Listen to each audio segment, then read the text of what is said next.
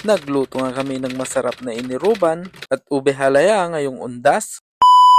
What's up sa inyo mga seb? Ngayong undas nga ay kaliwat kanan ang pagluluto ng kakanin at kami nga ay naisipan namin na magluto ng ube halaya. Pagkatapos nga naming hinugasan ay sinalang na namin ang ube sa malaking kaldero at habang iniintay nga namin na makuluan ang ube ay nagluluto na nga rin si mama ng iniruban at pagkaluto nga ay inilagay ko na sa malaking bilao na may dahon ng saging at habang inihahanda nga namin ay tamang food trip naman si Asnet Vlog at baka naman guys pa-follow ang kanyang page at inilagay ko na nga din ang toppings na kung tawagin namin ay ladik. Ito ay gawa sa gata ng nyog, pinakuluan hanggang mabuo ang ladik at habang naglalagay nga ako ay tamang takaw naman ako sa pagkain. Pasensya na po kung maliit lang ang toppings, kinain ko na lahat at kumukulo na nga din ang pinakuluan nating ube. Kaya chinek ko muna kung malambot na ito gamit ang tinidor at mukhang malambot na ang mga ube kaya hinango ko muna ito para malamigan at nung hindi na nga mainit ay binalatan